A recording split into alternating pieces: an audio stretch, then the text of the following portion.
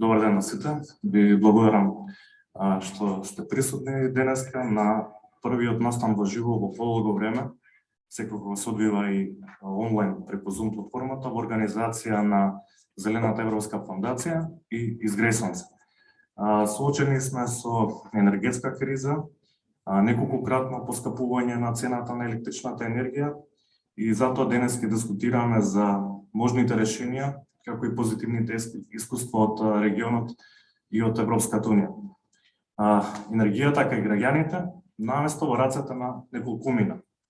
Транзиција кон енергетска демократија, која не треба да се претвори во чист зелен маркетинг. Да не се дозволи монополот да се претвори во олигопол. Затоа ве поканувам да ја проследите дискусијата со нашите денешни гости, а потоа може да дадете ваши предлози и сугестии и идеи за да заедно излеземе со еден документ за јавни политики кој што ќе биде доставен до надлежните институции. Овој пат е долг, но трасата е веќе поставена. Што е уште позначено, нема да бидеме сами на ова патување. Сончевата енергија и неискористен потенцијал во Северна Македонија, но во Грција веќе има голем пробив на енергетските заедници. Затоа го поканувам Димитрис Кицикопулос, подпредседател на Енергија од Грција, кој ќе презентира како до Балканска коалиција за енергетска демократија.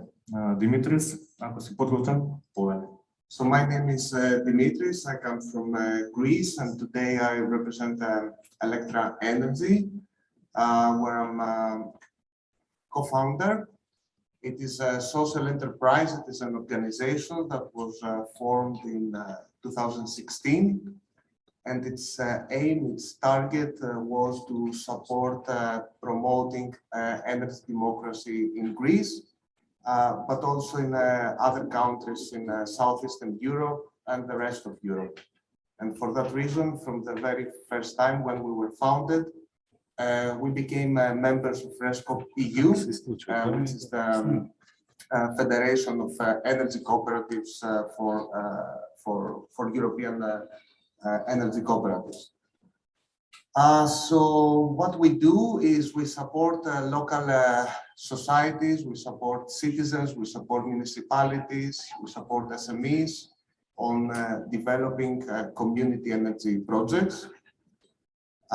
We also work a lot on research, so we better understand how this model works, how the model of having citizens, either individually or collectively, developing projects on renewable energy. So for that reason, we work with other organizations, we work with academic institutions like universities on better understanding how to do this. We also work on capacity building. We train and we provide education to citizens, to other stakeholders, for instance, municipalities, on how to develop and to run community energy projects. And finally, what we do, and we do it quite a lot, is advocacy. Advocacy is about policy making, how to push for having a more enabling legal framework, to have new regulations, to have new laws that support citizens, either individually or collectively, to develop their own renewable projects. And this is something which is very, very crucial. So how it all started in Greece, it started quite a lot of years ago, over 10 years ago, where the concept of prosumers was recognized, and through that we could have citizens or small companies at local level that they could produce and consume their own energy. Mainly it started with solar. That was the very first step, and that was the most important step.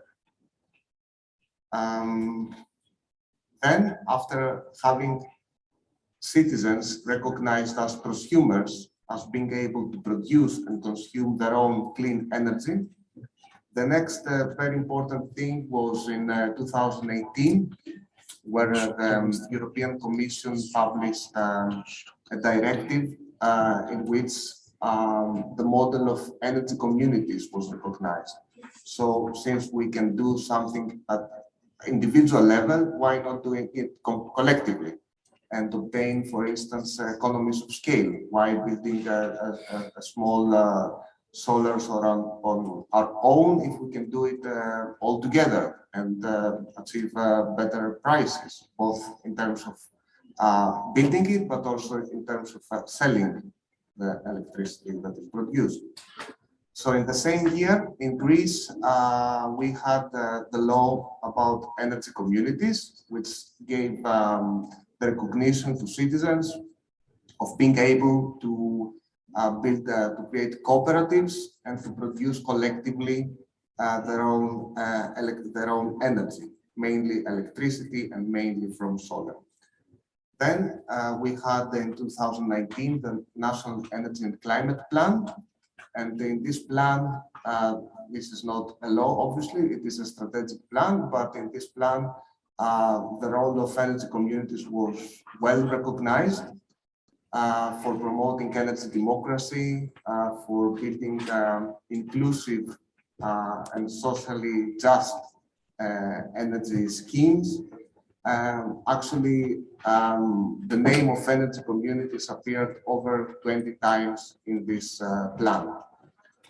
And then in 2020, there were additional plans for just transition, especially in cold regions. I know that here in North Macedonia, there are also cold regions. So again, in these plans for cold regions, the role of energy communities was included many times. So I will speak now about few terms and few concepts that we see again and again being linked with energy communities, and this is about local development. Energy communities can help can support local development. They can tackle energy poverty.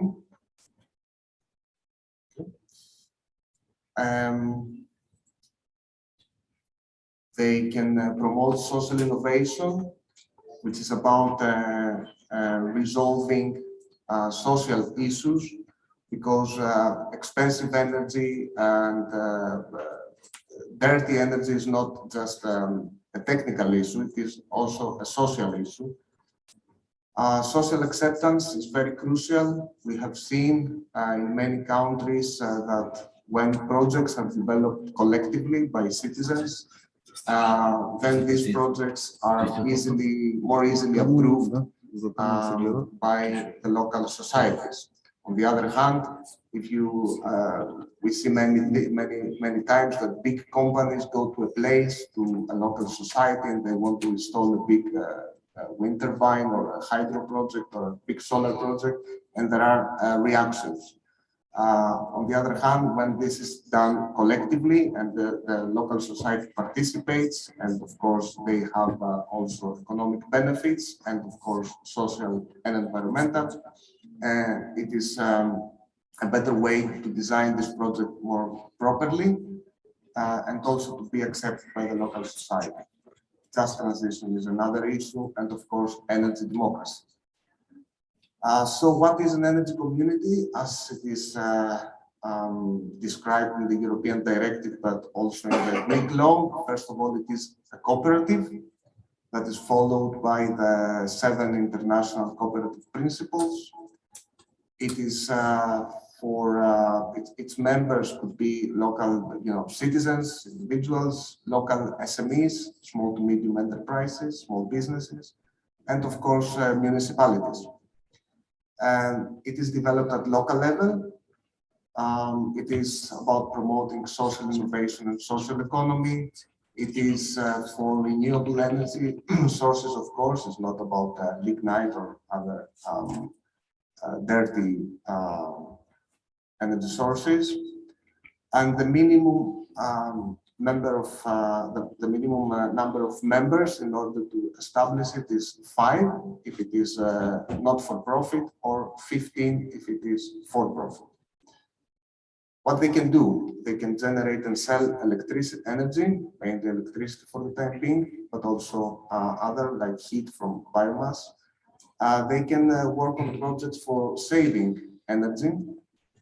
Distribution is about getting access to the grid. This is not something that it is actually happening right now in Greece, and we don't see it happening in the coming years, but it is included in the law. Potentially, energy communities can either buy part of the local grid or they can extend it. For instance, in rural areas where there is no grid or where the grid is not good enough, they could buy part of it or develop new parts. Energy supply, they can sell electricity to their members. Energy storage, which is something very, very crucial for the coming years. They provide education and consulting to their members on how to save electricity, how to work and to invest on renewable projects. Electric mobility, for instance, electric car sharing is another thing that we expect to see in the coming years. This is not yet happening in Greece, of course, but let's hope it will happen quite soon. And self-consumption. This is probably the most important thing that we work right now. It is for installing, for instance, a solar panel, but not to sell the electricity to the grid, just to consume it to lower your energy bills and to cover your own energy needs, either as municipality, as individual, or as SME. I will not go further into this model right now. So what are some key characteristics? Is about transparency within an energy community, within an energy cooperative. The member is not the client, is not the customer, it is a member, and there is full transparency. Members have access to all the financial details, so they can see what are the actual profits of the energy community and how these profits are fairly shared. Another good thing, benefit about energy communities is that they can integrate, they can bring together different people with different skills. This is also a very important thing. Financial innovation, part of it is the very simple thing that they can invest on their own, do like a crowdfunding, for instance, and collect capital and invest it in their projects. Social acceptance, we have already talked about it. They're also able to build synergies with international institutions, with local governments, with other organizations, with universities. Participation and inclusion is also very crucial, social innovation, the local aspect. And another thing that is very important and we need to bear in mind is that they have a more holistic approach. The most successful energy communities we see, mainly in Spain and in other countries, is that they start with a small project, but then they continue. It's not that they do only a solar park and then they finish. They start with a small project, they do a second one, they go on car sharing, they go on other technologies, on storage. So they are able to build a portfolio of projects and services. Of course, they can be active on solar projects, wind, hydro, biomass and biogas, etc. So just as I close my presentation, I would like to highlight some challenges that we face in Greece and other countries have already faced. And this is something that you might face, so you need to be aware of. One is, of course, about financing. It is not easy for banks, for instance, to finance and to give loans to community energy projects. So you need a supportive legal framework to do that. Access to land and access to the electricity grid. You need to find the right land plot, find the right place. But in order for this place to be right, it needs to be close to the grid. Otherwise, it will be very expensive to connect to the grid. And another crucial thing is about what we call hijacking the model. What we saw in Greece in 2018, just to explain what that is, there were some incentives that they were accompanied to energy communities. For instance, they gave some financial incentives or some incentives for being easily connected to the grid. And what we saw some private investors that they created not fake energy communities, but what we call not genuine energy communities. You had like 5 big investors and they formed the team and they established an energy community, which is not what the European directive is promoting. And they were trying to make use of these incentives.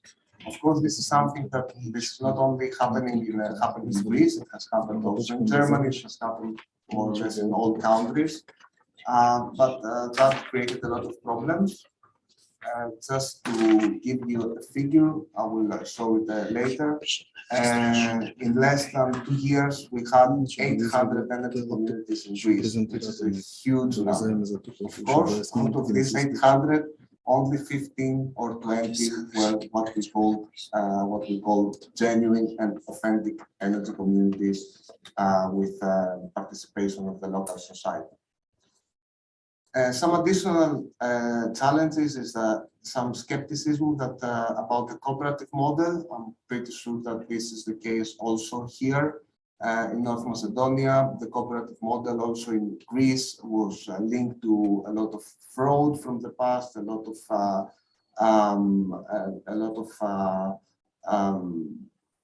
was not something that people really trust. Of course, now we see that this is changing. We see that the cooperative model, not only in Greece, but in other countries, is something that people start to trust again, because it is a good way to solve their issues, their problems.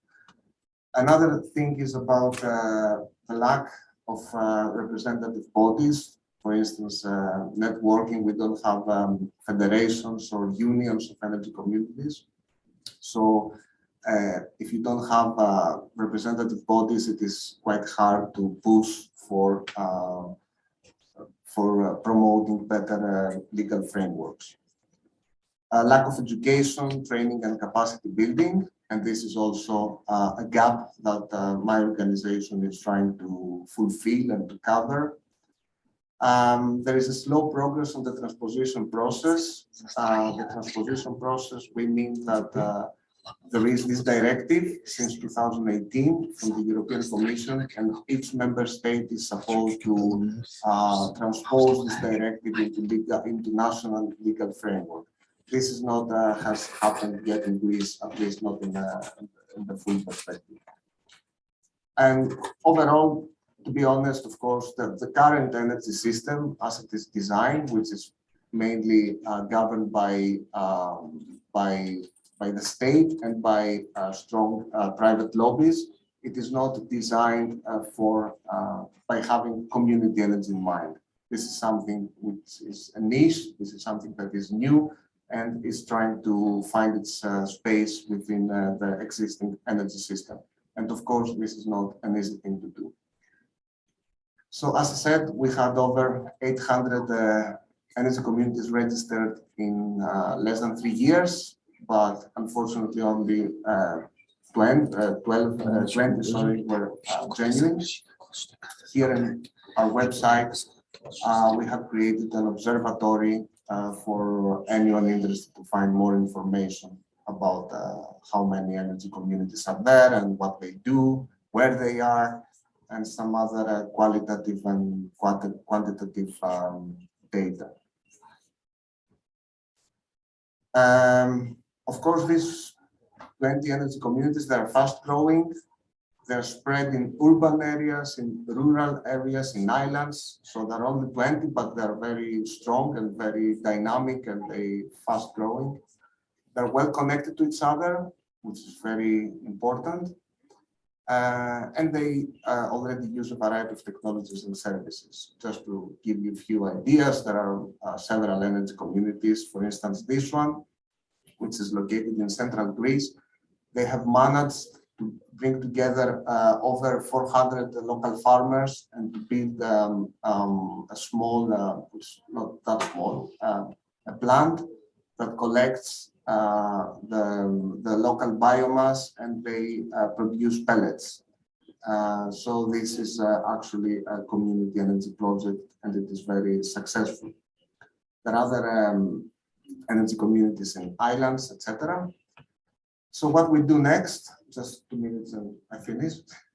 We try to support the development of new energy communities, to scale up the existing ones, to make them grow and to make them being able to develop new projects, to create new business models, and this is something that we could discuss maybe later on, to use new technologies, not just solar, but also other technologies, for instance, wind, and of course, advocacy. This is very, very crucial. Without having a regulatory framework, an enabling and supportive regulatory framework, then there is not much we can do. And of course, this is a continuous struggle and a continuous effort, because even if you have a supportive regulatory framework, you need to keep working on developing it, because new challenges are coming up. So how do we do that? First of all, we need good examples on the ground.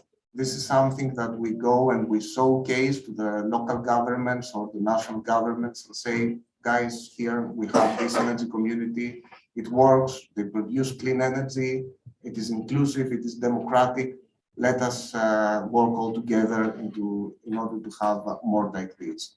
So this is very important to have. Networking is very crucial, and this is what we also do here today, both at national and also at the international level.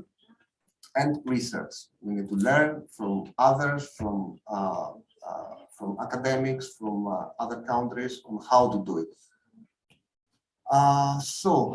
Finally, what we can do together, how we could work together as neighbor countries. One thing is obviously knowledge transfer, to exchange knowledge from North Macedonia to Greece and vice versa, to work on joint research projects. This is also very crucial. To do some advocacy actions together, to push our both governments, but also at European level. And of course, to do some networking actions at Balkan and European level. And of course, build projects on the ground. And for that, we could help you somehow to actually build even a small, even a tiny community energy project, and it will help you a lot to showcase that to other people, but also to the government and other authorities. And for that, before I close, I would also like to let you know that we are organizing in Thessaloniki on the 28th of June, together with Rescopeu and other partners, a 3-day summer school. It is called the Citizen Energy Movement in the Balkans, and it is targeting exactly on creating, on building an energy democracy coalition, an energy democracy network in the Balkans. Because the Balkan context it is quite different from the context that is in the northern countries. In countries like Belgium, Denmark, Germany and others, the energy democracy concept is well developed compared to the Balkans, but the context here is quite different. So we definitely need to learn from them, but there are some differences, then there are some challenges, and there are some cultural differences and some political differences in the Balkans. So I think we need to create this coalition in order to support each other to overcome those challenges. And having this in Thessaloniki will be a great opportunity to do that. And this is the link. That's all from my side. Also to say that we had some great news on Friday. We applied back in June for a project, a live project that is support on aiming to develop energy democracy in the Balkans, and also a cooperative from North Macedonia, Alex is aware of, that is currently trying to be established, is also partner of this consortium. So for the coming years, we will have a fantastic opportunity, I mean, really fantastic to do this. There are also partners from Albania, the municipality of Tirana, from Bulgaria, from Serbia. There are 3 partners from Serbia, from Romania, from Greece, of course, and also RESCOP-EU, it's the European Federation and Energy Cities, which is the leader of the project. So it will be a great opportunity to continue what we just started today. Thank you very much.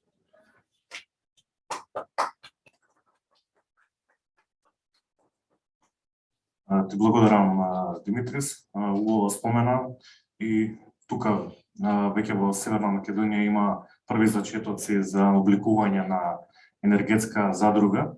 Затоа повеќе детали ќе ни каже Александар Георгиевски, председател на Сдруженијето Изгреј сонце. Може да ни кажеш кој проект моментално го водите во поглед на енергетската демократија и колку е важно учеството на граѓаните? Сакам да ви посакам. Сакам да ви посакам да сте добре дојде на настан, ние како домаќини. Значи да се заблагодариме на гостите од Србија и од Грција што не почествуваа со живо учество овде на овој настан. Исто така благодарност до Реску Брисел кој ќе се вклучат со видни говорник онлайн и ги слушнеме и нивните мислења во контекст на дискусијата овде. Значи, она што сакам да го кажам за што веќе беше спомнато од Димитрис, ние како организација веќе 5 години работиме на темата енергетска демократија. Во последните 2 години веќе почнеме да истражуваме за правилната транзиција која веќе ја имаме во Европска унија. Се надеваме дека во следниот период со енергетската криза и со состојбата во која енергетиката ќе дојдат тие, значи, промени и фондови кај нас.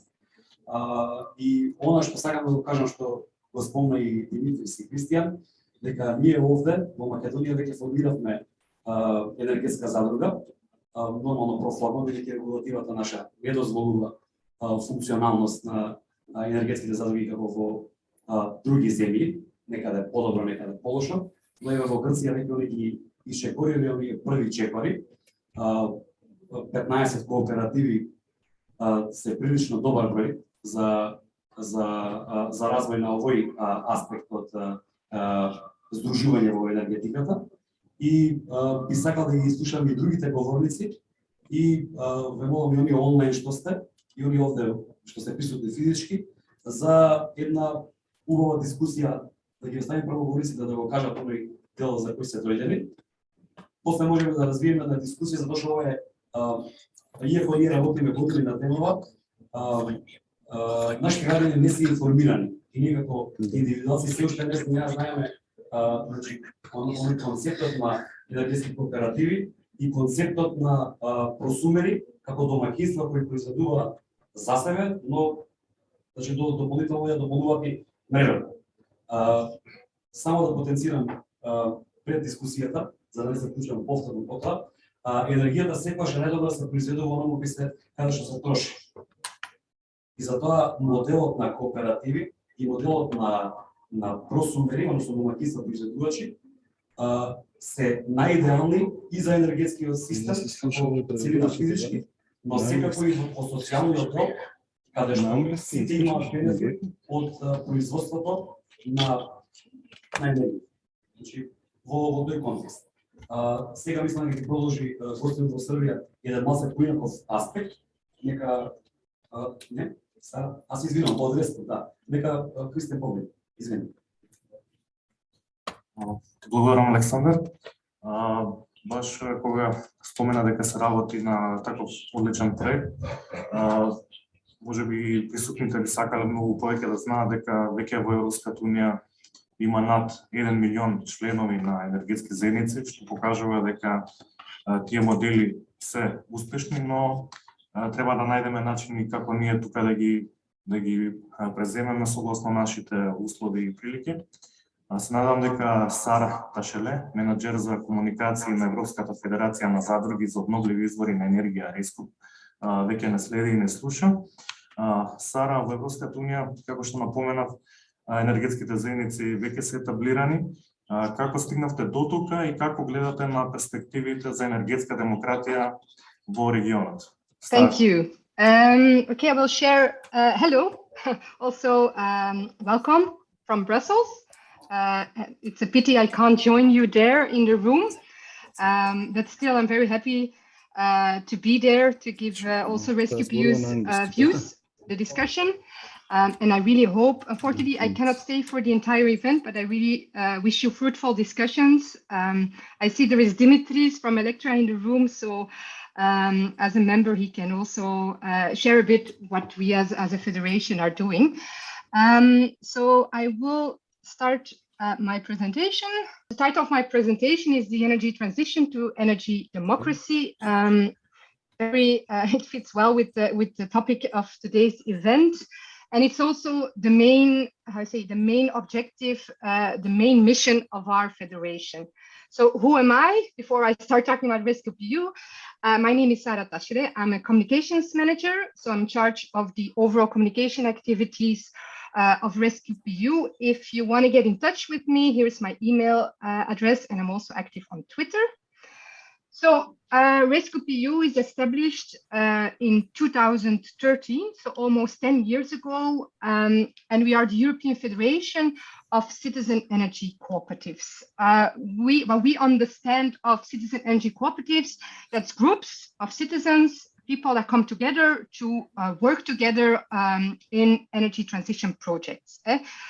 Maybe important mention here, that is, the legal form of a cooperative doesn't exist everywhere. In some countries, it is a legal form, like in Greece, for example, as mentioned by Dimitris.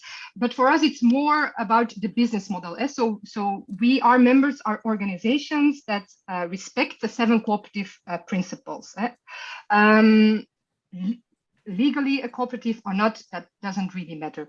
In total, we represent over 1 million citizens through 1,900 cooperatives that are individual cooperatives like Electra, but we also have in some countries federations, and Dimitris already talked about, was really happy to hear about a coalition in the Balkans. You have also in countries or in European regions, people, also cooperatives that that make a front together and that organize themselves in federations. So we also have the 1,900 cooperatives consist of individual members, but also federation members. And then we have some supporting members that are not a cooperative, but that do respect or that do support our movement. Also important to mention here is that we cover 20 different countries. So not only member states, we also have members in countries that are not the European member states yet or not. Voila, this is a bit of a map of our movement. You can see there are energy cooperatives, energy communities all over Europe. And in some regions, you will already see it's more developed than in others, usually in the northwestern part of Europe. The energy community movement is already a little bit more advanced. That has to do with policy context, but also with history. While we see, for example, in the Balkans, but also Eastern Europe, it is very fastly growing. So we expect that in a couple of years, the balance is more there. That's also what we hope. But you see that it's going faster, but there is also, in some countries, it's only, we're only starting a conversation about community energy.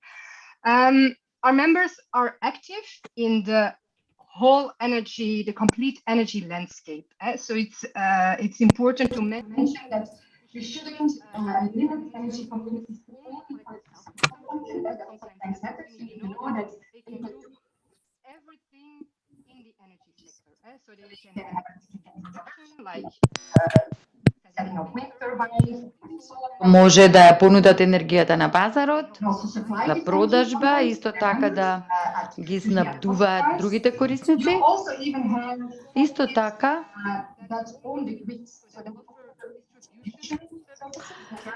се работи за дистрибутивни услуги. Во Германија, например, се нудат и такви можности на локално ниво. Исто така информатички услуги, што станува се поважно. И на балканскиот пазар исто така е добра можност. Имате задруги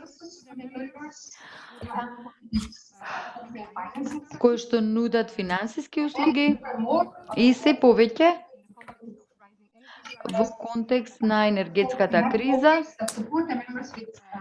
за поддршка на иновации. Значи, треба да кажеме дека сме ги покриле сите модели. Што правиме ние како федерација? Најважната работа е што and cooperatives, European policymakers. After all, it's you and me, it's every citizen in Europe that is paying for the energy transition through the energy bills, but also through taxes. So it's more than fair that these people also have a voice, that they have a stake in a debate. That's what we try to do. Moreover, we support the startup of new initiatives. So really new cooperatives only starting. What is important for us is to know that for them to know that they're not the first, they're not alone. So that's also our role as a network, that we bridge them with other initiatives. And you don't have to reinvent the wheel. There are others that did this before you. So there are lots of trainings, there are a lot of tools developed already, also very interesting context. So that's what we try to do as a federation. We also provide a set of services to the existing cooperatives, and then we facilitate exchange and cooperation. So that's also why we take an active role in this European project, also mentioned by Dimitris, because we really also want the cooperatives to talk to each other. And then last but not least, and that's also something that I'm doing on a daily basis, is really increase the visibility of our movement, to really, let hear loud and clear that we exist, that there is an alternative model, and that's great and promising and hopeful. Sorry? Yeah, okay. Why do we do this? This is our main objective. Sorry, I can hear now your voice. Can you still hear me? We can hear you. Yeah, okay, Ме слушате? Сега мене ме слушате. So we really want to drive the energy transition to energy democracy, as I said already. Mainly we want to shift our current energy system that is really dependent on fossil fuels and nuclear to a system with more renewable energy sources. The war in Ukraine proves that very well, that we need to quickly take a big step towards more renewables, to be less dependent of dirty fossil fuels from abroad. We really see that energy, access to energy is a basic right. More and more we see people that don't have access to energy, that cannot afford to pay their bills anymore. And energy is a basic right, like food, energy, everybody needs energy. And citizens now have, and this is really, really instrumental, they have the right, also Europe has given them the right to produce, store, consume, and sell their own renewable energy. So it's a right, and it's up to citizens and cooperatives to demand these rights. There's plenty of good reasons to work on community energy. You see here a graphic. I will highlight a few of them. First of all, it's part of the solution to stop the climate crisis. what we hear sometimes from people marching in big climate marches is like, what can we do? This is what you can do. You can set up or become member of an energy community. You can become part of a concrete solution for the climate crisis. Also, is they foster social acceptance for renewable energy. What we see is when a wind turbine is being set up in a neighborhood, for example, in Belgium, usually a lot of people are against it. They think like it makes noise, it's not a nice view, and so on and so forth. So there's a lot of reasons to not be favorable about wind turbines. When we really increase, make sure these people are connected to the project, they can become part of the project, they can share in the benefits that the project will generate, then we see that social acceptance increases. So very important to mention here.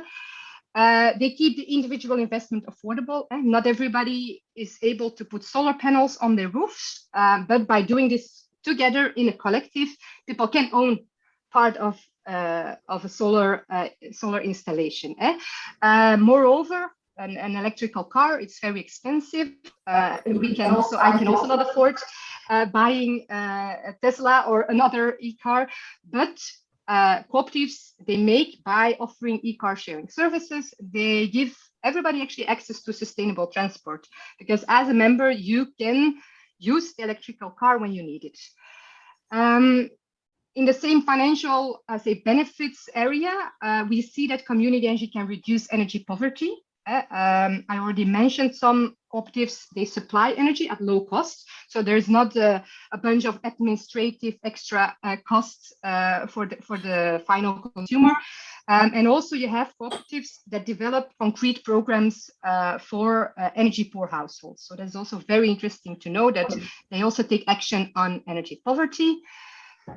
Very important, they keep the money locally in your community. So research shows that they generate 2 to 8 times more local revenue than a project carried out by an external stakeholder. So instead of creating value, creating profits that then flows out of the community, it stays within the community. Moreover, they create jobs. And they create these local markets, indeed, where you can buy energy at a stable and fair price. And this, again, in the current context of the energy crisis, where prices are really going out of hand, we all know this. This can be a very concrete, we see that local ownership through individually on like prosumers, but also collectively can provide an answer to this. When you create these local energy markets, you have a stake, you have a say on the price as well. You're not dependent on foreign companies. That's you're less dependent on this market that is now doing crazy stuff, as we all know. So this can be part of the solution as well. Important, energy cooperatives, they create spaces to educate people. So what we see is that many of our members, like for example, Electra, they organize trainings for their members to really teach them, to make them aware of the energy transition, but also to make them aware of their own energy behavior, for example. And they teach them how you can take action on energy savings. The cheapest energy is the energy you don't use. Well, for a traditional energy business, they don't want people to use less energy, because they want to make as much profits as possible. So the cooperative is more value-driven, they're not profit-driven, so they will teach also their members to use less energy. In community energy project, people get to know their neighbors. So that's also usually, that's how it starts, community energy project, a couple of neighbors that come together and then have a great idea. So they really increase the social fabric of your neighborhood. And when successful, there's also this sense of pride and confidence. Yes, we can, that feeling. Yes, we can be part of a solution. Yes, we can do this. And moreover, they usually set in motion other projects that also benefit the community. For example, they decide to reinvest the profits they make with the renewable energy on building a neighborhood center. This is examples we see also in cooperatives all over Europe. They will contribute to create a more local, circular economy, also very important. They're more likely to support local and regional manufacturer for wind turbines, for solar panels, and so on and so forth. And they sometimes even have small grants they provide to local groups and clubs, even sports or cultural clubs. So they really contribute not only to the social fabric, but also economically, they increase the circular local economy. This was already, I'm very happy Dimitris already highlighted this, because this was an amazing moment for community energy in Europe. At the end of 2019, the Clean Energy for All Europeans, that's the name of the overall package, consists also of provisions on community energy. And this was a remarkable moment because it was the first time ever in European policy that communities and citizens were recognized as active actors in the energy system. Until then, we were only consumers. But those provisions really said, no, citizens are more than consumers. They can actually have an active role in the energy system. So they have now the right to produce, store, consume, and sell their own renewable energy. Very important. It's not enough for governments to just transpose the definitions, the energy community definitions into national language. No, they also have the obligation to create legal enabling frameworks. So they have the obligation to support the development of energy communities by, for example, simplifying administrative procedures, but also they need to map, every member state in Europe needs to map the barriers, but also the potential of community energy. No surprise that not everybody did this already, or we are not, and I will come to that now. So what we do as a European Federation, we keep an eye on what is happening with the transposition. And so on our website, you will find a transposition tracker. So we track the progress in all member states, and I will make sure I spoke for 15 minutes already. So we track the progress in all member states to give an idea how it's going. So you can access that. Situation in the Balkans, we see that there's still some way to go to really transpose those provisions, but also to create those enabling frameworks. The reason why is that it's a rather new concept there, and it takes a bit time to introduce it, not only to the public, to the citizens, but also in legislation. No need to see, you heard Dimitris in his presentation, Greece, we see Greece as a front runner in this area.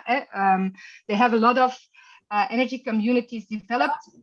Why I'm saying this is when you create good, proper, stable frameworks, that's why it's so important. That's why you focus on it. You see automatically that the movement pops up, that energy communities will pop up all over the country. You also have member states you also have countries that are not European member states, but that still need to transpose the provisions. I don't know the situation in North Macedonia, but for example, in Albania, there is a treaty for energy, and they still need to do it. They still need to transpose the community energy definitions into national law. In a nutshell, what can you do? Really, you have these rights to hold your government to account, make sure there's pressure. You can get in touch with us. You see here some links. To conclude, I want to end with 4 main drivers. First of all, there is a policy framework. Really make sure you have a proper enabling framework for energy communities. Second, capacity building. I mean, the fact that we are having this event today is an example. So really thankful for that as well. It's really to build capacity, to build knowledge, to share knowledge, and so on and so forth. Third one is visibility. We need to make our voices heard, and that's something we have as a mission as a European Federation, but also at the local level, people need to stand up and say that this is what we want, visibility. And then the 4th, lighthouse examples. Even if you have only a very small, I don't know, a couple of solar panels on your local church or on your local school, something very small that can prove what the model can offer, the benefits that shows the benefits of the model, go for it, because those lighthouse examples will help you to further develop the movement. This was already mentioned by the previous speaker. We're also part of the summer school.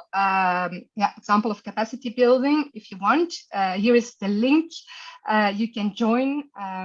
So voila, it's a really nice opportunity. I hope to get to know about the community energy projects in the region, to build this network that is so important. Thank you very much for attention. Unfortunately, I cannot stay much longer, but don't hesitate to reach out to me if you have questions or remarks. Thank you very much. Благодарам, ако имаш време, остани со нас понатаму, следи го настана.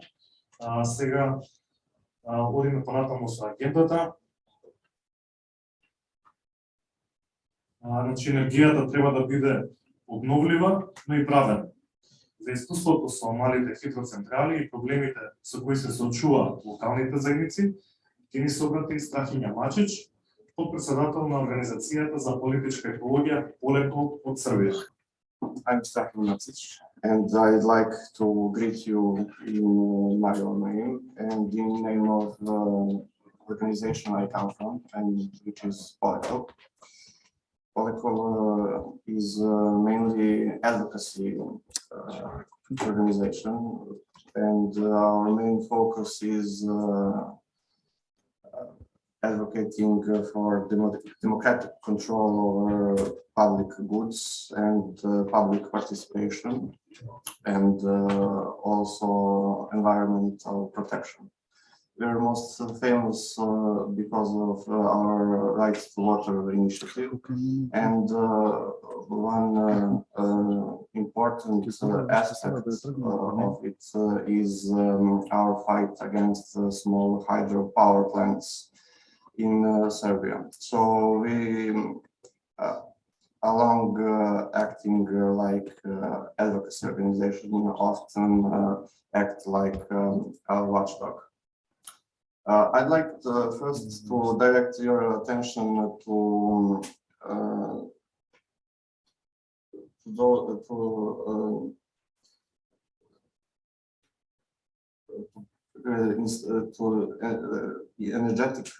energy situation in Serbia, and we are generating about 75% of our electricity from coal, and the rest is from renewables. One small part of it is comprised small hydropower plants, which are about 95 megawatts of installed capacity.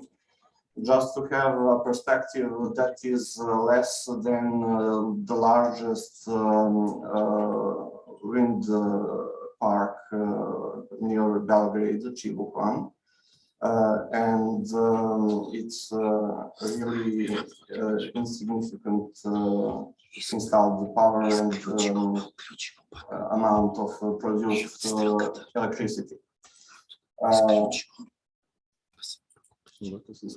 This is a map which shows what awaits us, and a failed energy strategy for energy transition, not just in Serbia, but in the whole region. There are more than 3,000 identified spots where construction of small hydro is possible. There's a quite infamous cadastre made in Serbia in 1987, and it mapped 856 locations for construction, with only focus to technical aspects of it. One important deficiency of it is that it is outdated, and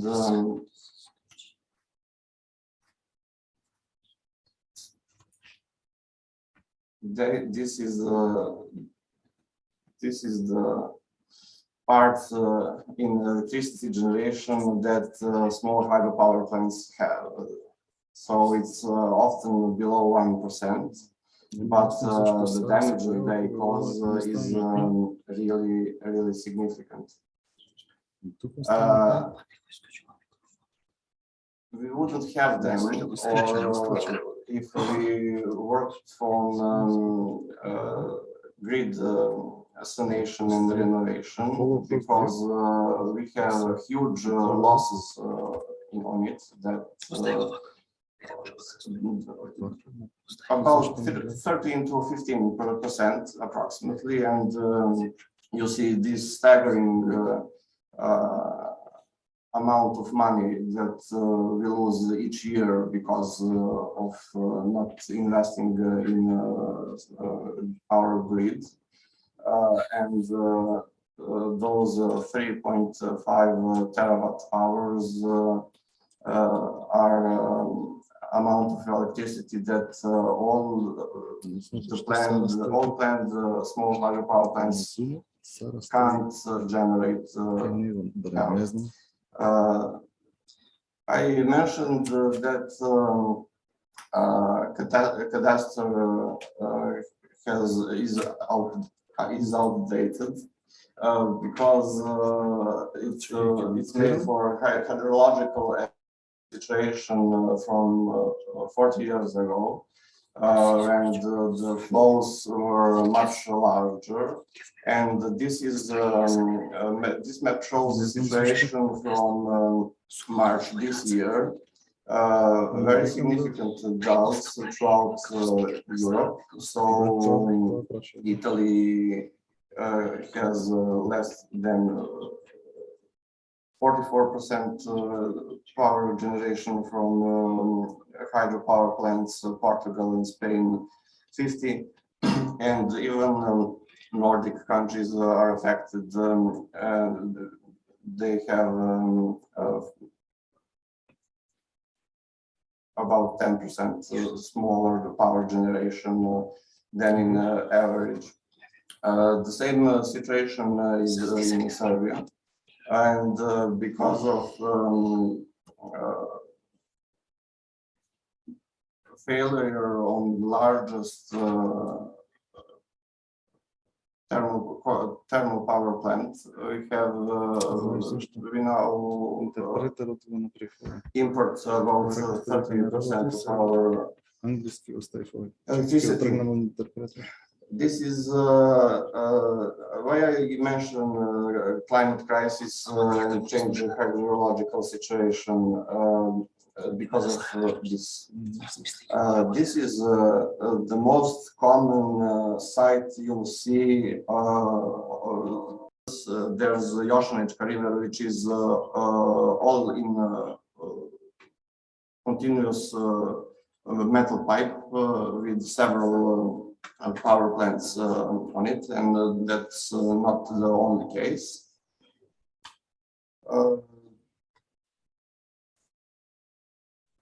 Pipelines are huge, 1 to 3 kilometers long. So that became symbol of energy transition in Serbia. Besides drying up the riverbeds, there is a great erosion problem in that land that stayed without water flow. And we have to ask ourselves who benefits. For insignificant amount of electricity, investors receive significant subventions in form of feed-in tariff. This motivates them to not to adhere to nature conservancy conditions, but to direct all the water in the pipes. So the effect of feed-in tariff is this: dry riverbed. Recently, we changed our law which states that there would be no construction in areas that are under protection. but Serbia has only 7% of its territory under protection. And there's another law which enables, of course, this with the previous one. So there's not a question for us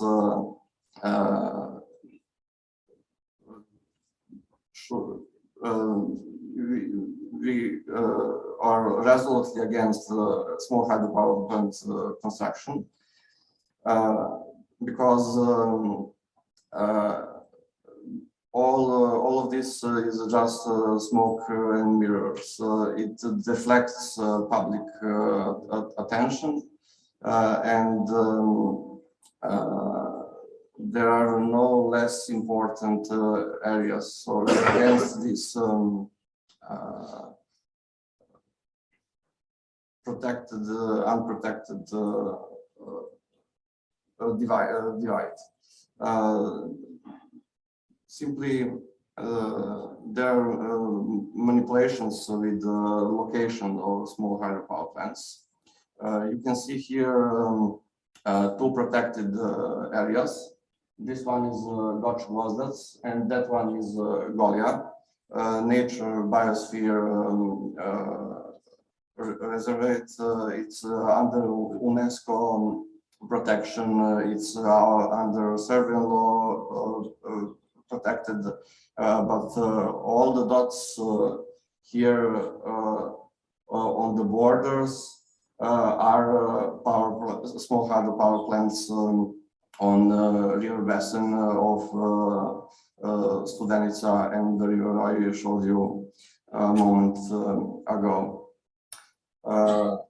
So what we ended up with, energy transition should be about mitigating climate change effects and a promise of better future. But it brought the local communities nothing but fear for existence, sense of exclusion and injustice. Because in many situations there wasn't sufficient data for the public, or the public was excluded from making decisions about this. And those feelings it really triggered really great resolve in people to oppose small hydropower plants. So there were a lot of protests, blockades, legal action, and that awakened initiative for different future of that communities. We're talking about small villages in mountainous areas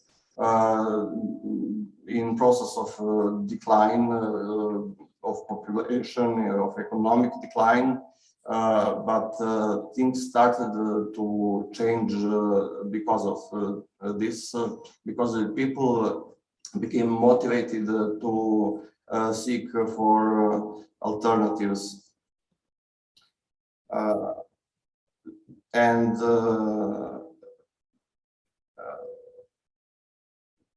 the issue of small hydropower plants really opened the space for thinking through about a just energy transition in Serbian Republic. And they showed how wrong and dismissive and disrespectful attitude toward nature and local communities is, as well as the dominance of technological view on issues without consideration for ecological, economical, social, and political arguments and interests. And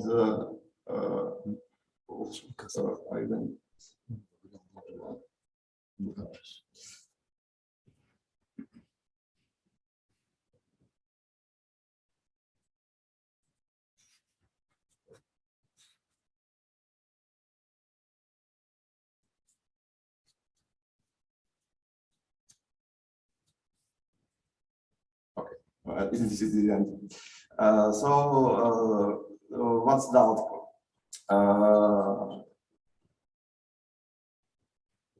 It's surprising to say the outcome is positive for such a harmful energy transition we tried, because there wasn't social resistance toward the renewables. On the contrary, it built up requests of public for those technological solutions which are truly sustainable and renewable.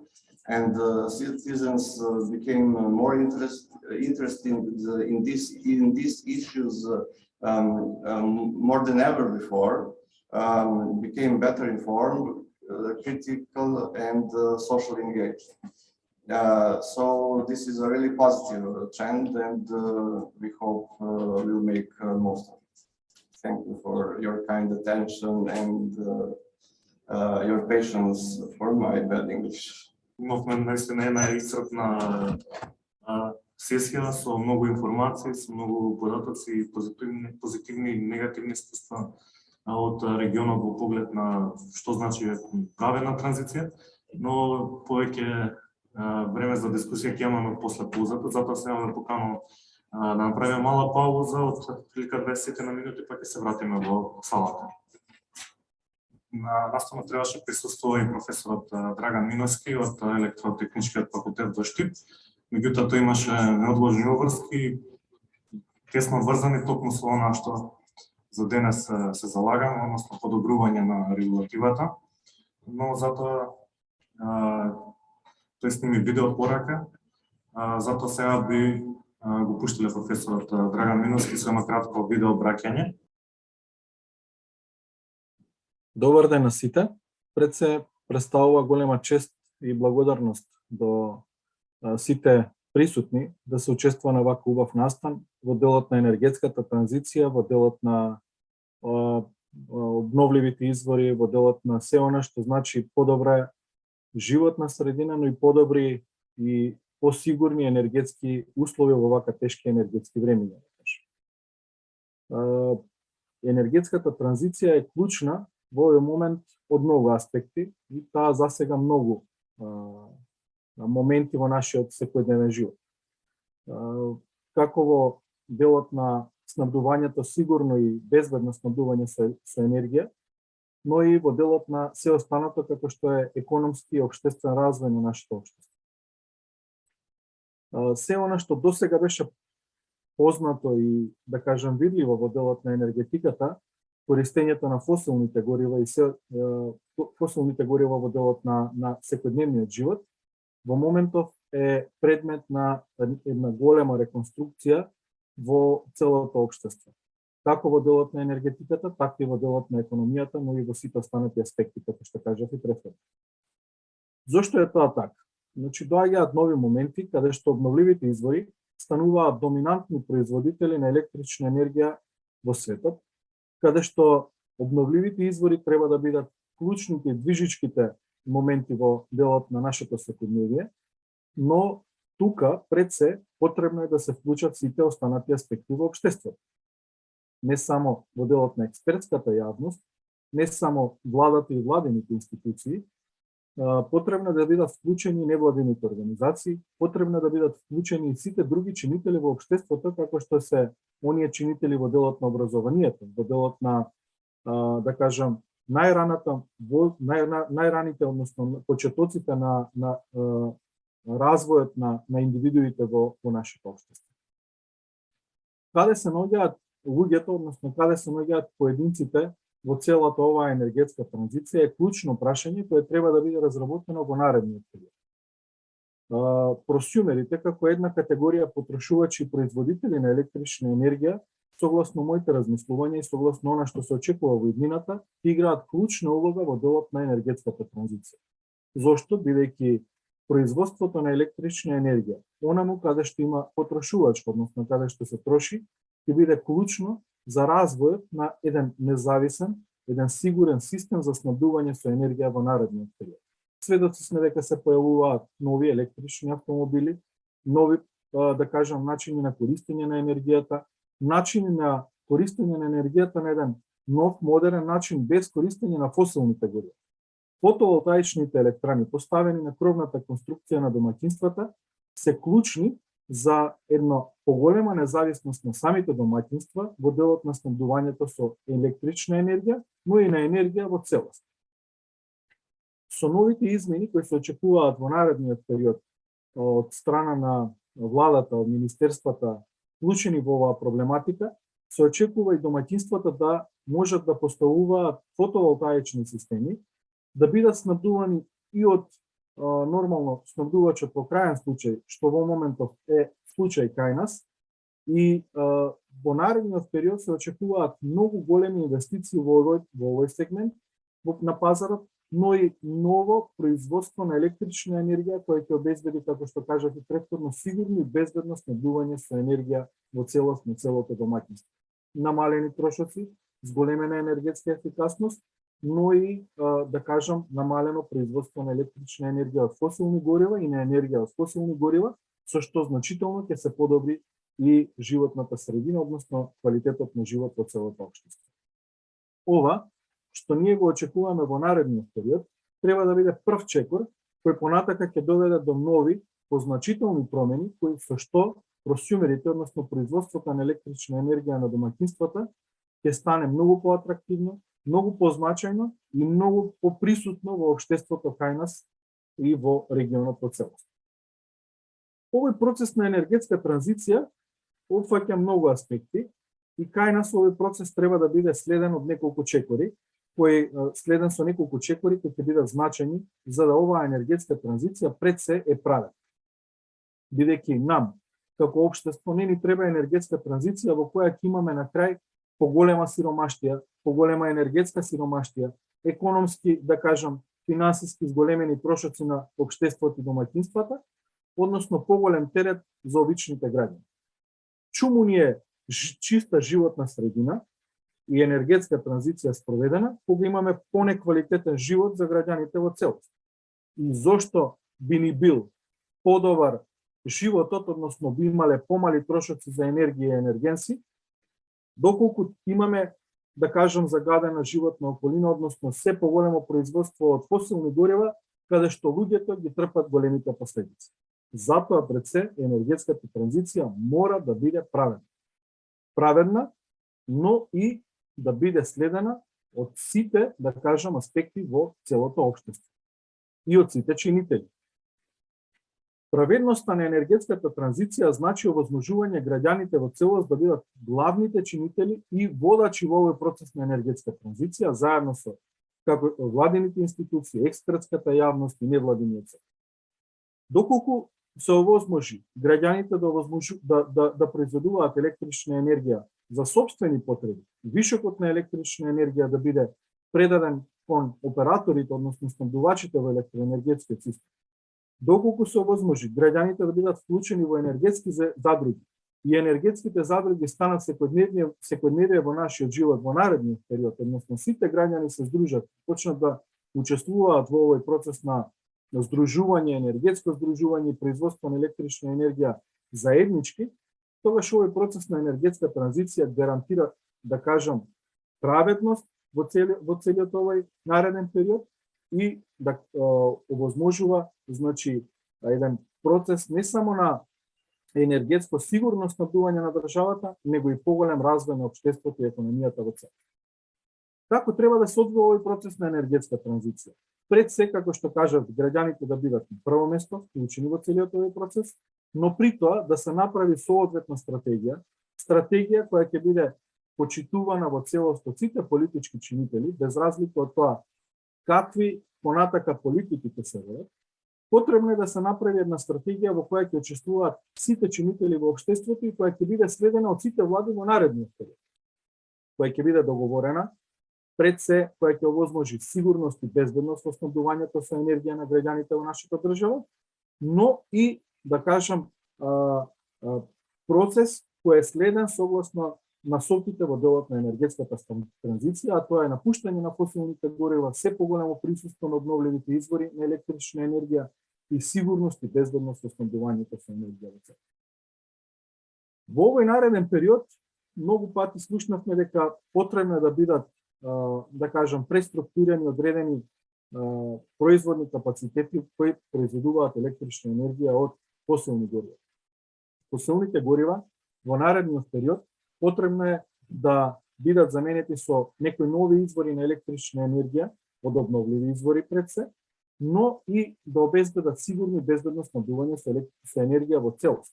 Клучниот аспект во делот на енергетската транзиција, покрај тоа што имаме чиста енергија, е и сигурно и безбедно снабдување со енергија во целост.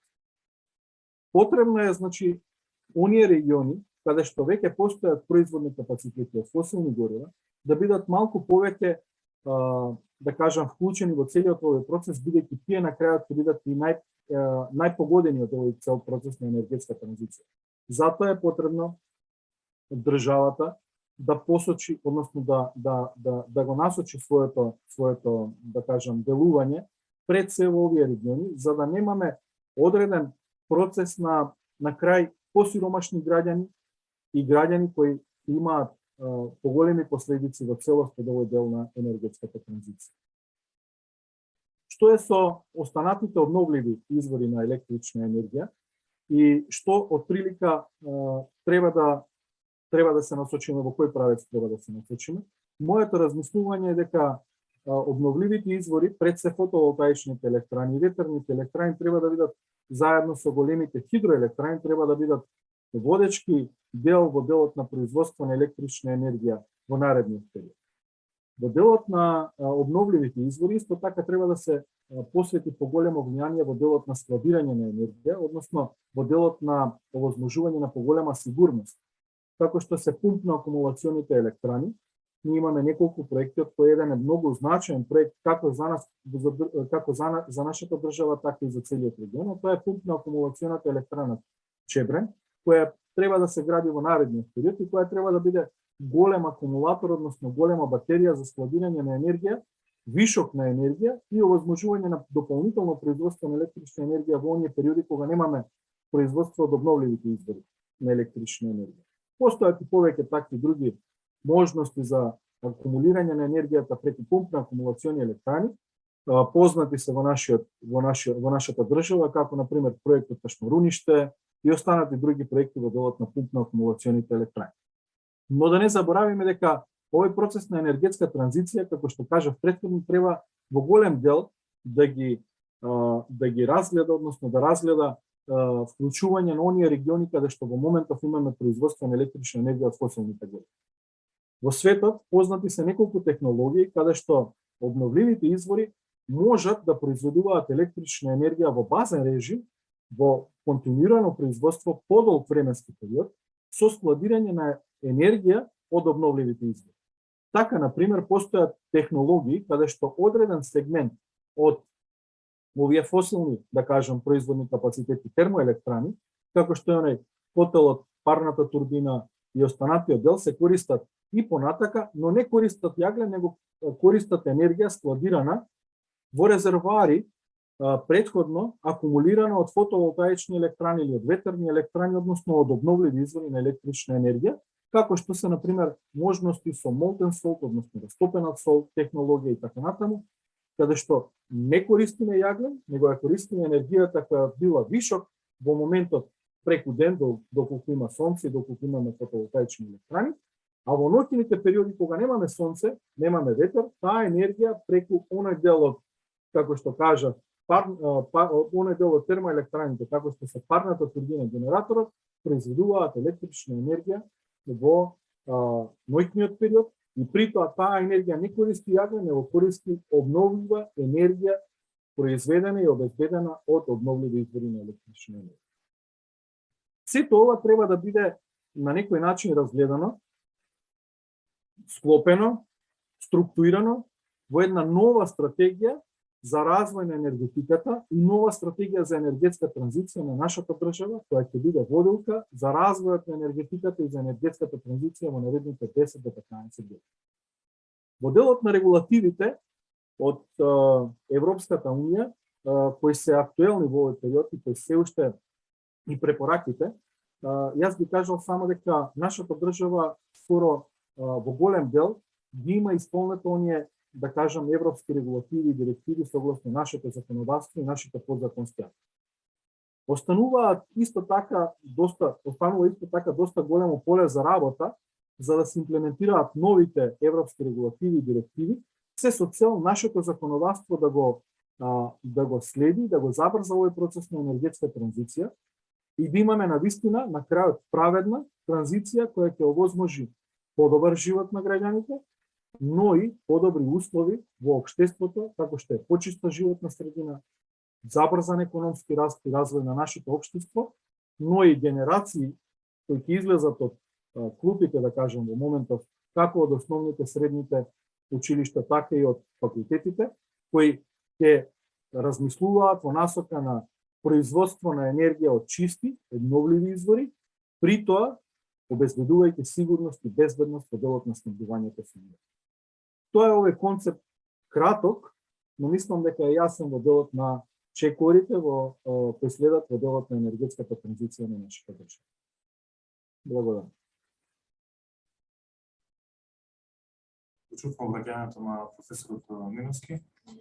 Сега ќе го повикам младиот активист и екологист Дамјан Златановски, кој што е дел од повеќе организации и иницијативи на Европската унија и младински амбасадор од Македонија. Дамјан, може да дојдеш да започнеш твојата презентација? Few days ago, myself and a group of young people from all the Western Balkans region were a part of a conference that worked on 3 key topics for European Union and the youth and the future of our continent and the world in general. And I was part of the group that elaborated on the Green Deal, the Green Agenda, and the environmental protection of mainly of the Western Balkan 6 countries. And as young people and activists, we have come to a conclusion and proposal for a region how young people and everyone in general can contribute to raising awareness and helping the climate change. Stopping the climate change and helping in proceeding the green agenda in the Western Balkans. The first problem we have faced is the lack of youth participation in decision-making and policy-making in the Western Balkans region, and that is in focus of the Green Deal and the climate change. Thus, we have made a research and noticed that over 6 of our countries each of our 6 countries scored really low on the 27th chapter of the European Union Progress about Environment, which is heart-wrenching when we put in thought that every one of us want to be part of the European Union and we want to be in step with the youth and the people from Europe. So we have offered a solution to the ambassadors from the European Union countries, to the Macedonian government 2 days ago, and now in front of you. And our solution is called EU Green Ambassadors, which is a group of young people from Western Balkans that are active in the society and are professionals in the field of environment. We have proposed a group of 5 people each for a country of Western Balkans, so 30 in general. That will be young professionals from ages from 18 to 29, and each of them will be a professional in one of the key areas of the green agenda that is set for the Western Balkans from European Union and is a part of the Green Deal. These young professionals will work as a region, but also will work on the local level in their own countries and will be connected to a group of other young people that are not ambassadors, but part of the councils of young people in the municipalities, because in the Western Balkans, there is a law that states that every municipality should have a council of young people, and we are proposing a change in this law where there should be stated that each council must have at least one representative that will focus on the green agenda, Green Deal, and the protection of the environment and the climate. As I said, we are a group of young people from the Western Balkans, and this is showcasing how important this topic is, how important our proposal is, because this group was consisted actually of young activists that have been working in such fields for years and have experience, and even young professionals in the topics of environment, engineering, law, etc. You know that the young people are really nifty with the social media platforms and using the internet and its tools in general. So it only shows how big this platform can be and how big of an impact we can make with our skills in social media, and how big of our audience we can reach. But the promotion is not our main goal. Our main goal is involvement of the young people in the policy making and the decision making in the Western Balkans and the Balkans in general. And what sets us aside from the other initiatives, such as the one we are proposing, is that we focus on a specific topic of the environmental protection, which means we'll have bigger efficiency. Our goals will be set clearly, and also it will be consistent of young professionals, as I mentioned a few times before, which will help implement those policies and give bright and new ideas, fresh ideas, directly from the needs of the young people. So we'll also have a bigger role in decision making, and which is really important for our region is reconciliation and better regional cooperation. The process of working of the idea, of the initiative we are proposing is connected with the government, directly with the government, with the ministries for young people and Ministry of Environmental Protection, and is also connected with the European Union and European Commission, that is also for enlargement and protection of the environment. So this way we'll have the support of the European Union. We will help implement the Green Agenda and the Green Deal in general for the whole Europe, and thus have results that also include young people, which are the key in this whole process, because yes, we are the future of the Earth, but we are also the present, and we must be included in the policy making decisions, because we are filtrated from the politics and from the bias. So, and as such, we can largely contribute to help the environment and the policy making process. Speaking of founding of our idea, yes, we will be founded by many donors, but we also have set a proposal and a business model on which we can create a self-funding method, because we, as I mentioned, we are not we, but these young green ambassadors will be a group of young professionals, and they will be open for consulting with other legal and physical subjects. They will give their thoughts and opinions linked to the environment, to the environmental protection. We also have advertising on our social media, because since day one, this campaign will be some kind of micro influential. So those ambassadors will be micro influencers. They will also be eco influencers, and this business model also includes partners, which will help create sustainable merchandise and raise the awareness on how important are the things we are buying, and that all of these things should be made sustainable. So who are we doing this for?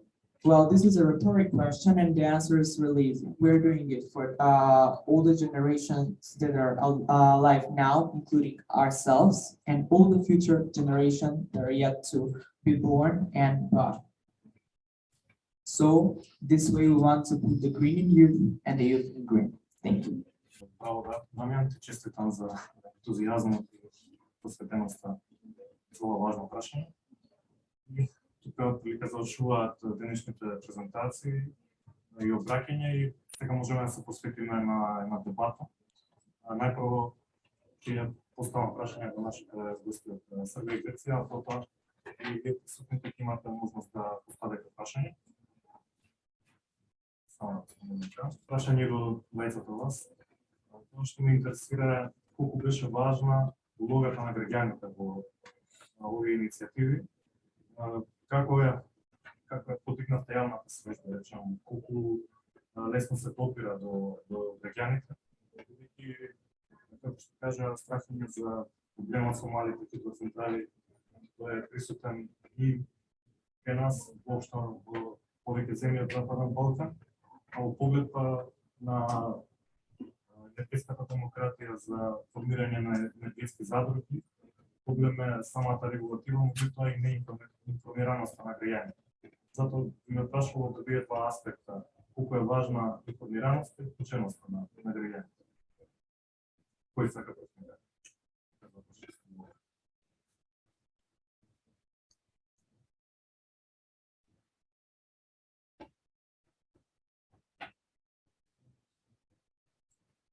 Yeah, so it has been mentioned already many times that having citizens on board is very crucial.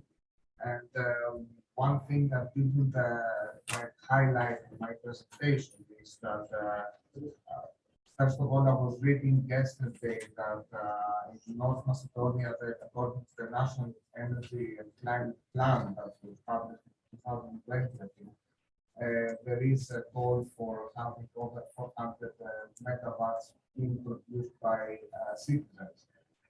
But in order to do that, obviously you need to engage citizens, and also having all this energy transition, someone needs to pay for that. Okay, obviously private companies have some capital to invest. Governments also have some capitals to invest, not a lot anymore. So if you open the floor for citizens, they can also be participants of investing that. Just to let you know that, for instance, in Greece, I guess it's more or less the same here, by installing 3 or 4 kilowatts of solar panel on your rooftop, and you can cover your energy needs. And the cost for that is approximately 3,000 to 4,000 euro, maybe even less. So it is not a very big amount. It's not. So I think it is an amount that many families will be able to cover that. So that means that citizens can contribute to the energy transition. So the role of citizens is also on financing. So how to, the second part of the question about how to raise awareness. Well, we use every possible way to do it. First of all, especially right now where the energy prices are so high, people are more open to listen to solutions about lowering the energy bills. So this is a good momentum, I would say, now to talk about these things. It's very crucial to build synergies with the media, with schools, with young people. Yeah, that's all.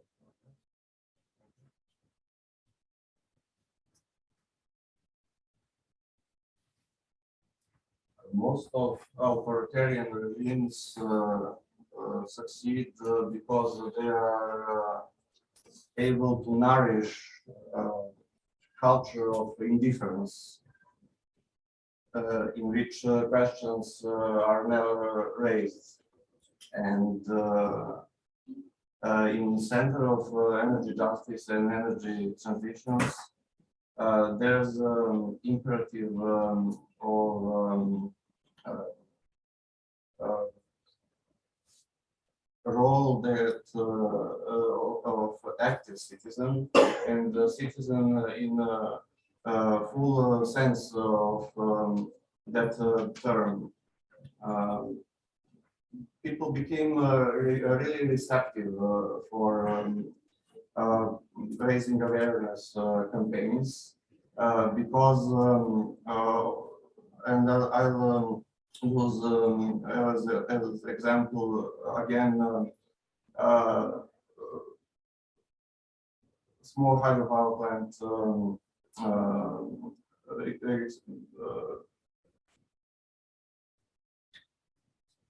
I like the word. Example. Rivers are for them places where they played, they took a bath, some of them fell in love, went to fishing. Human civilization became on the river banks, and when the alternative is that you have steel pipe instead of that, you really become receptive. So that along the things I mentioned before became a real reason that citizens first became really active in this field. And they were ready to hear the message of NGOs, but also of experts on this issue, because energy transition is a really complex topic that requires resolving a lot of political, social, economical, ecological interests, issues, and requires a lot of debate and consideration. So the most the leading role is still up on the executive government, which has to provide a framework for public participation and decision making. I also personally really like forms of direct democracy, and that is also an instrument which succeeded in some fights, and there's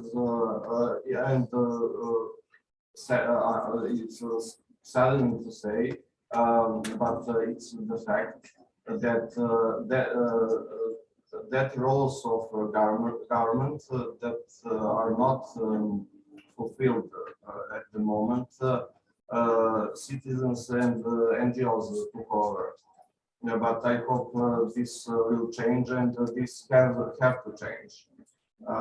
And for the last segment is rules about energy communities. They aren't favorable still. It's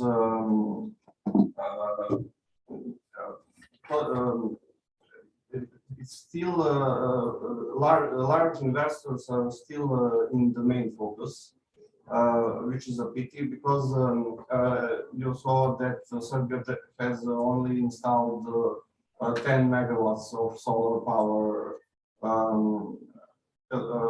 power plants, but it has 600 square kilometers of rooftops suitable for generating electricity, and that might be really a lot of prosumers. So we have to change the legal framework to make it easy for the people to become prosumers and take even more active role, like your colleague said in his presentation. Исто што ме интересира, концептот на задружарството, на создавање на задруги, треба да се менува, да се модернизира, или како што каже Димитрис, постои одредена, да речем, може би нека негативна конотација која што доаѓа од минатото. Ние како, да речем, таа социјалистичка транзиција кон демократија, многу добро знаеме дека концептот на задругарство не е нов, не е нешто што сега треба да се измисли топла вода за повторно да се воведе, но кои се тие лекции што треба да се научат од минатото и како овој концепт на задругарство може да се унапреди и да се подобри, конкретно во делот на создавање на енергетски задруги.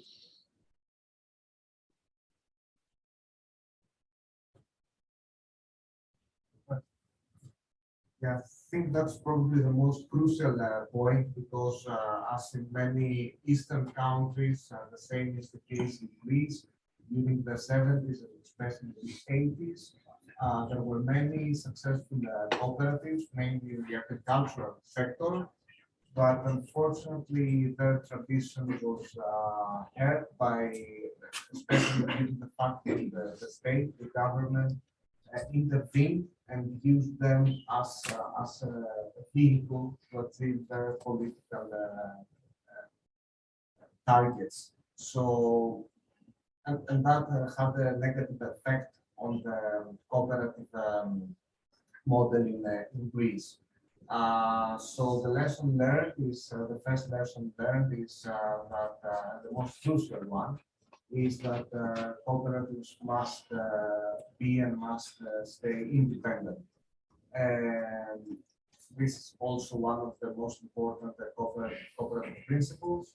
And this is what we have seen happening during the past 15 years in Greece, where cooperatives have started to gain again a good reputation among the citizens. We see many agricultural cooperatives, modern agricultural cooperatives with strong entrepreneurial spirit to grow.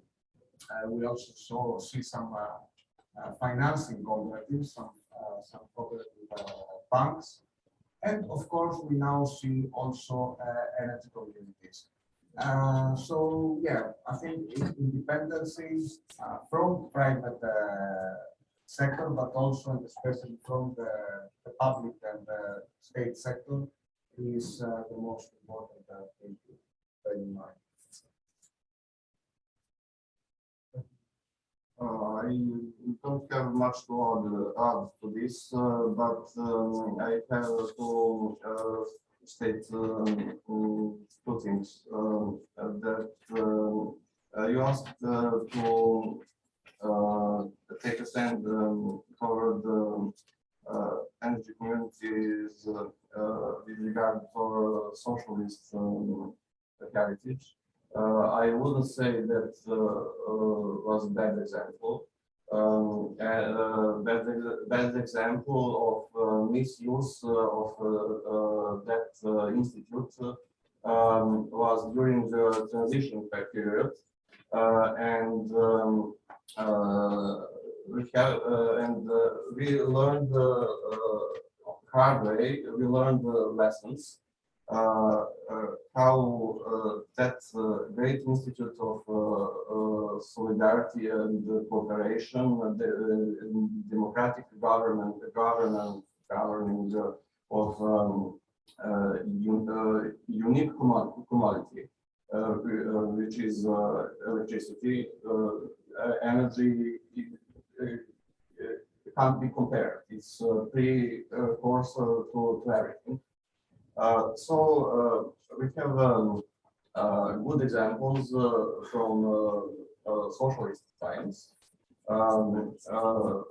lessons learned during the transition, how not to deal with that issues. So now we can compile that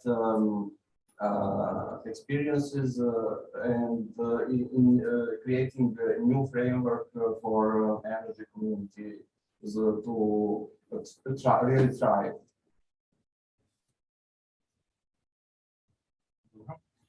Сега би дал говори на присутните.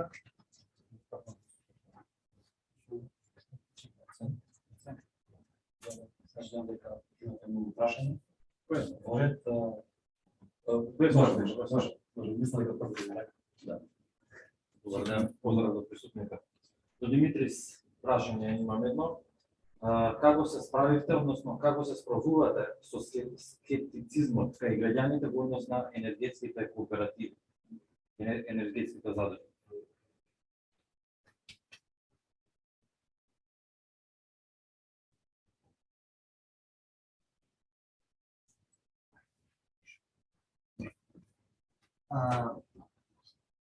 Yes, as we have mentioned already, is what citizens want to see is at least the first good example. There was a lot of skepticism, and still there is, that okay, these things are good, but maybe most probably not in Greece. These things work in the US, these things work in Germany, but in Greece we cannot do something collectively. We are not trained on that, and this is partly true. We don't learn from the school age to work together. We are trained to work independently. You know, we have to do our tests on our own. This is how we are trained in school, and how we expect to change this throughout our lifetime. And this is partly true. So the first thing that I would suggest, we have seen with working, is to have at least one small good example. That's the most crucial thing.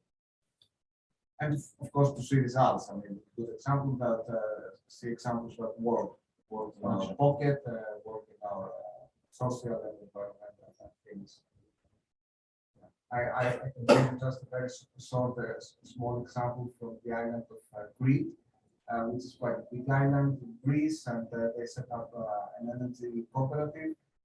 They promoted it for 2 years, and there was some interest from some citizens, but not that much. Then they managed after 2 years to build the first solar park. And when the rest of the citizens saw the results, they're now applying in hundreds every week in order to become also members. So it took like 2 years to do the first step, but from the first step to the second step, the time is much less. And this is a good measure. Thank you.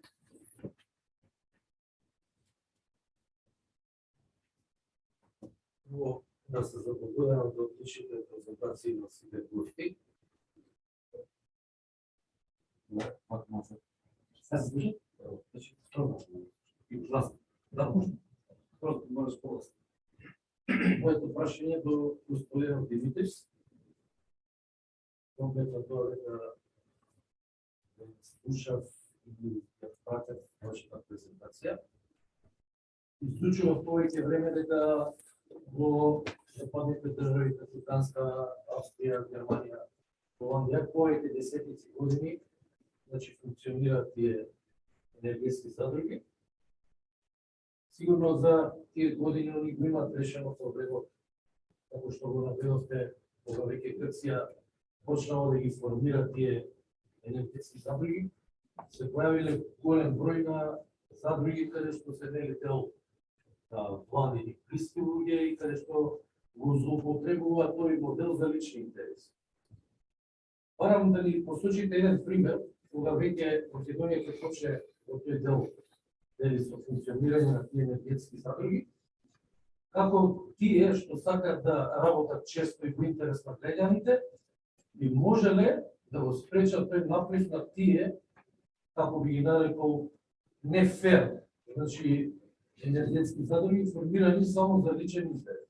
само еден модел како ние би можеле да се спротивставиме против наплив на такви енергетски задруги. Благодарам.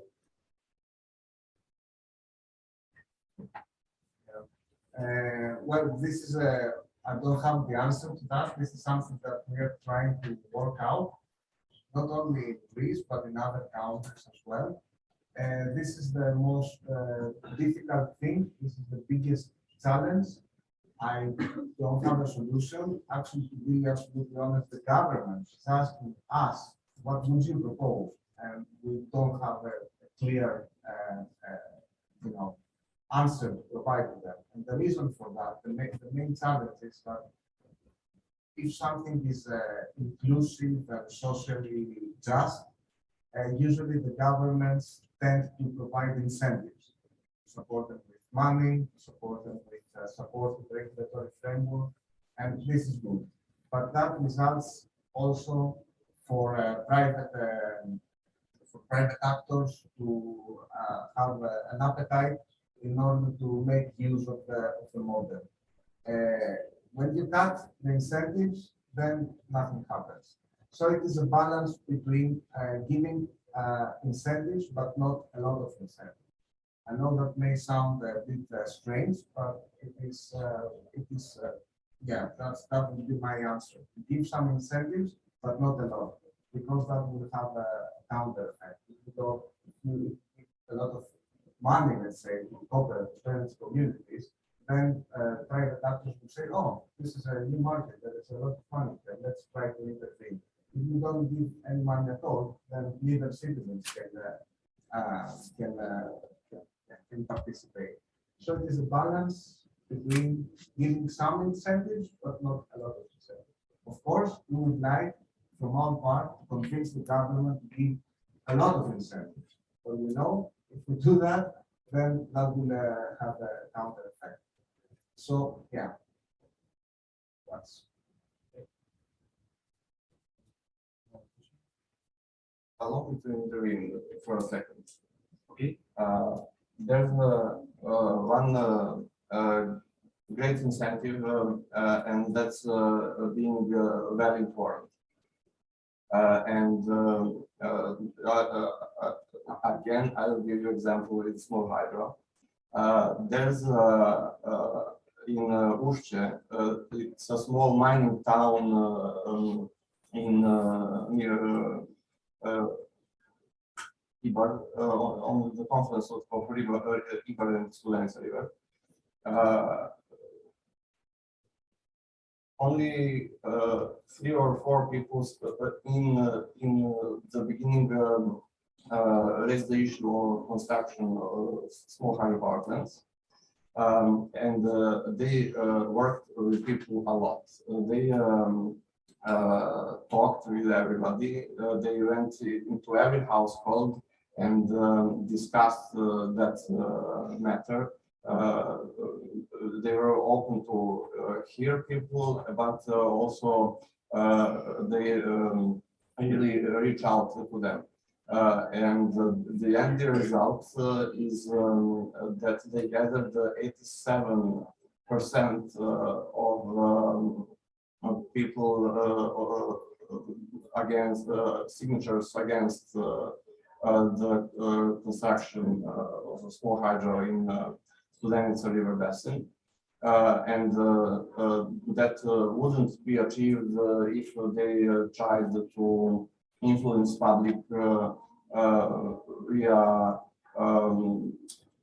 usual means like media or social networks. So I believe that along some incentives, but really restrictive, this well-informed public can be engaged to become a member of energy community.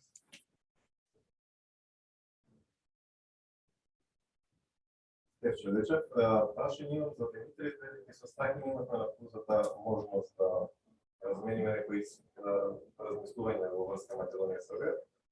До Димитрис, каква беше кај вас законската основа пред да се овозможи кај вас формирање на енергетските задруги, например, ме интересира. Кај нас сега имаме ситуација кај што се бориме од 4 киловатни, нели, за физичките лица се зголеми тој капацитет на 6 киловатни, или од правните лица од 20 на 40, значи има некои законски предлози да се донесат. Ме интересира, значи, каква беше законската основа пред да се случат промените или можности за формирање кај вас на другите.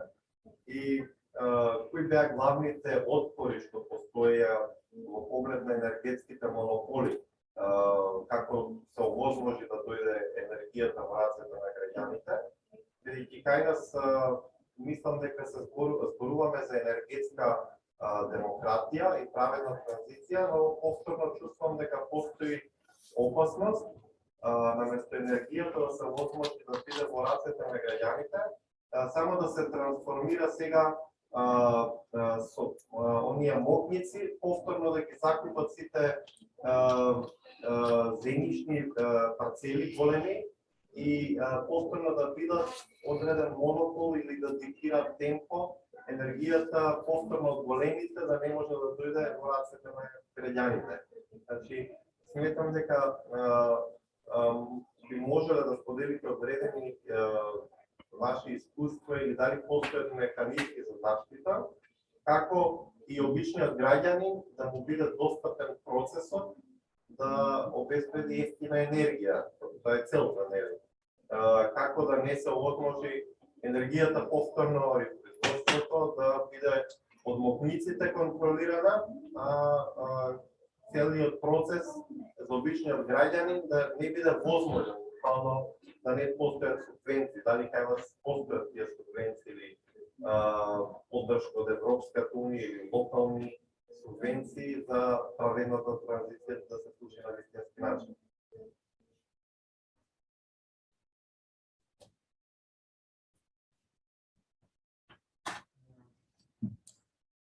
Well, as we mentioned, and we had a talk about earlier on with Alexander, the first step is to establish, let's say, the concept of prosumers, which is about individuals, for instance, households, being able to install their own rooftop solar panels and other means of clean energy production. So by having the concept of prosumers being established, then the room opens for this new concept, new market which is more fair and more just. In Greece, we had this for like over 10 or 15 years now, so there was a fertile ground after being able to have for citizens to be able to use their own electricity and their own energy. Then the second step, let's say, came up with, okay, we can do it on our own, why not doing it collectively? So that was the first thing. Also, another thing is that okay, energy communities are as legal entities were not in place until 2018. But before that, we had this other concept of called civil cooperatives. Civil cooperatives, with the interpretation might not be the ideal one, but it is about citizens to build cooperatives, mainly in urban areas, to do several different things, for instance, housing cooperatives. So there were some examples where there were citizens that used this model of civil cooperatives to try to generate their own electricity, even before energy communities came up. So speaking about the regulatory part, civil cooperatives were already there, and some individuals made use of this model, and also having the prosumer concept being recognized. And then it's all about advocacy at the regional level. I have read that the energy community, this secretariat that is appointed by the European Commission to try to promote the clean energy transition in Eastern Europe, has published a report and some guidelines actually for governments for countries in the Balkans to promote the concept of prosumers. And also I have seen that in the climate plan of North Macedonia, also that this is also recognized and it is officially published. So yeah, that's a good fertile ground, having recognized the concept of prosumers, and then fight for it to improve it either through actions on the ground and for advocacy actions in policy.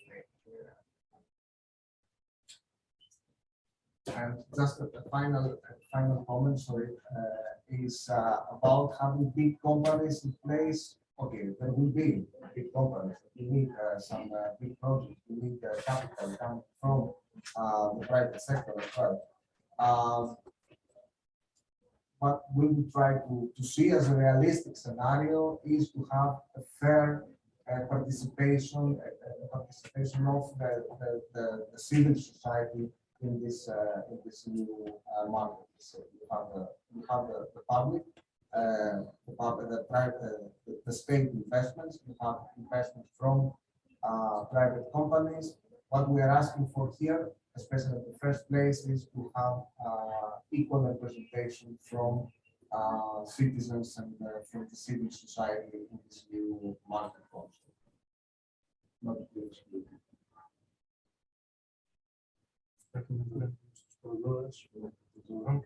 Дали некој друг има да постави прашање?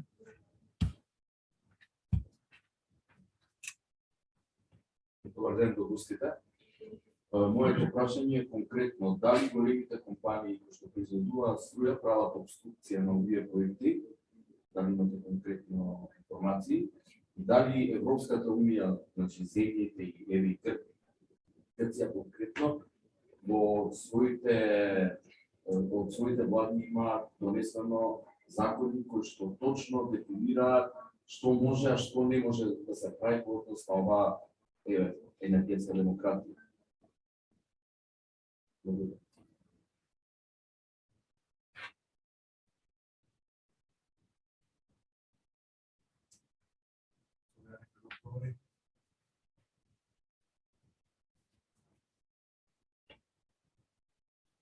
Well, we haven't gone far with that, so I think that Dimitris would be much more qualified to answer this question.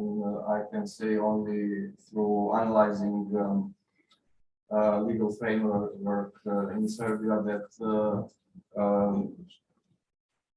it might be concluded that power of large investors and their ability to influence decision makers is bigger, and that might be seen in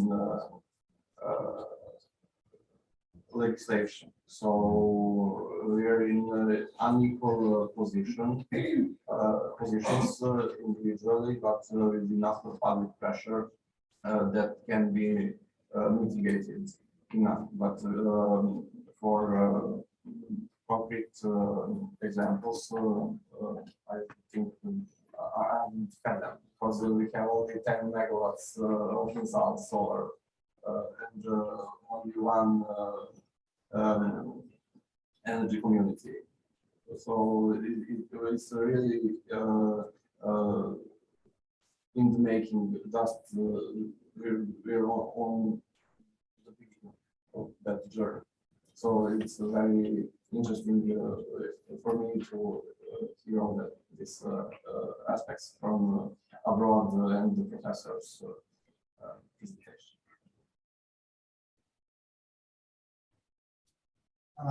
Well, regarding Europe, not only the European Union, but whole Europe, I think there are quite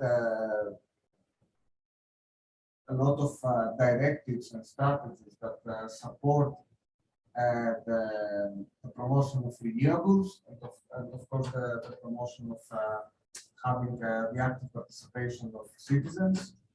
As Sarah mentioned earlier, and I also mentioned it, one directive of paramount importance was the Clean Energy for All Europeans Directive, which was published in 2018, and that for the very first time recognized the concept, introduced actually the concept of energy communities. Then there is the Renewable Energy Directive, again from the European Commission. There is the internal electricity market that includes all European countries, not only member states. All these directives and also the Fit for 55 strategy, which is very, very recent.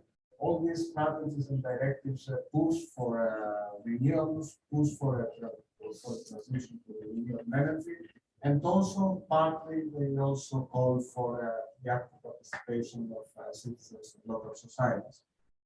One thing, of course, we need to highlight here is that if the European Commission publishes a directive, that doesn't mean automatically that it will be transposed to the national governments. And that is a big challenge. The good thing, mainly because of the work that Resco and other European organizations do at the European level. Resco, for instance, has a special team that works day and night. I know that on advocacy. They go to they are based in Brussels, they go to the European Parliament, and they try to push for voting and for introducing directives that support energy democracy actions or activities. But that's one thing. Then it is down to governments, the Greek government, to other governments to take these directives and to the actual legal framework, because they are stronger than the European directive. And this is where our role is, as explained earlier, to push the national governments through showcasing the examples on the ground, and through other things that we do in order to transpose those directives into national law. But at European level, I think there is quite a fertile ground.